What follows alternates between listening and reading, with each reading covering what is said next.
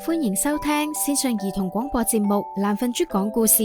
依家成為我哋喺 Spotify、Apple Podcast 或者 YouTube 嘅月費訂閱會員，就會聽到額外開放俾會員嘅故事啦。今日要講嘅故仔係《荒謬公主》下，作者阿粒。上集講到，如果你揾唔到，你就同你嘅屋企人一齊坐監啦。大臣收到皇后嘅指示，佢只好用盡一切方法去揾一個人，可以為荒謬公主整出唔會熄滅嘅蠟燭。好多人都覺得呢件事太荒謬啦，只有一個人嚟應徵。大臣即刻帶佢去見皇后同公主。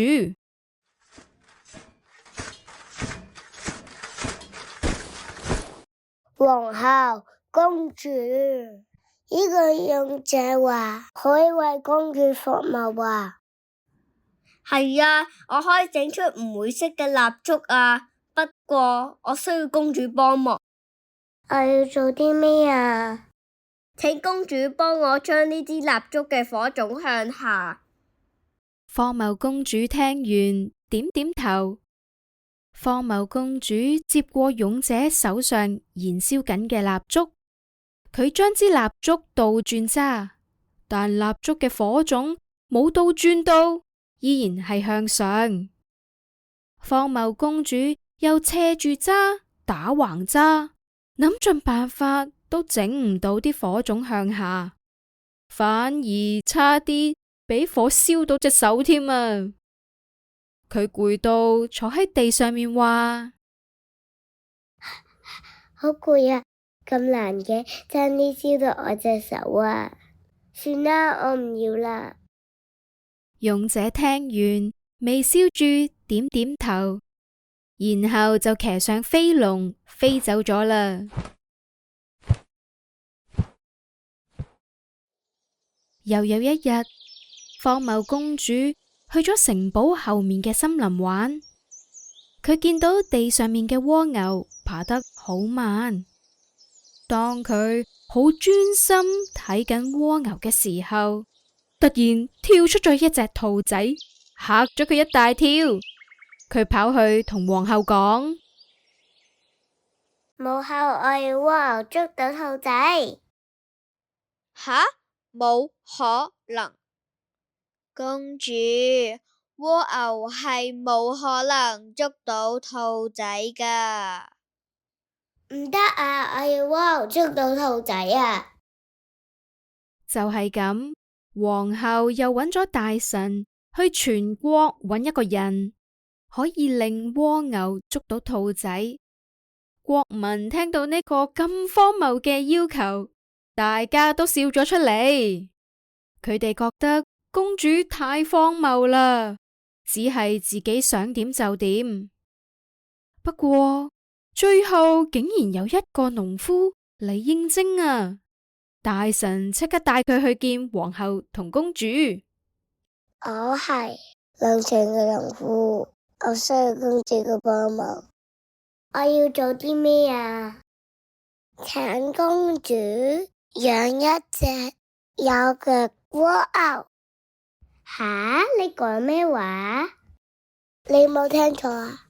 請公主養一隻有腳蝸牛。我唔想啊！你要令蝸牛捉到兔仔，冇問題啊！請養一隻有腳蝸牛。農夫一邊講，一邊慢慢拎出一支魔杖，然後揮一揮魔杖。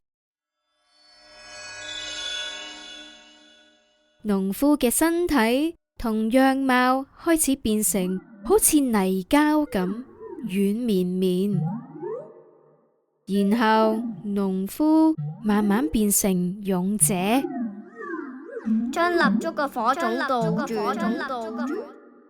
勇者嘅身體同埋樣貌繼續改變，慢慢變成盲眼女巫，仲有流氣水泡。你係農夫、勇者定係盲眼女巫啊？盲眼女巫揮一揮魔杖，然後張開眼睛。哈，冇錯啊，我係女巫。你所有嘅荒謬要求，我全部都可以做到。不過，你又知唔知道自己嘅要求係強人所難呢？我所有嘅要求都唔難啊！哈哈，咁我等你養出有腳嘅蝸牛啊！我試下啦。盲眼女巫點點頭，變出一隻蝸牛 BB， 放喺荒謬公主手上面。從此，荒謬公主好細心照顧呢隻蝸牛 BB。幾個月後，蝸牛變得好大隻，但始終都係一隻冇腳嘅蝸牛，冇辦法捉到有腳嘅兔仔。小朋友，你又會唔會勉強人哋做唔願意做或者做唔到嘅事情呢？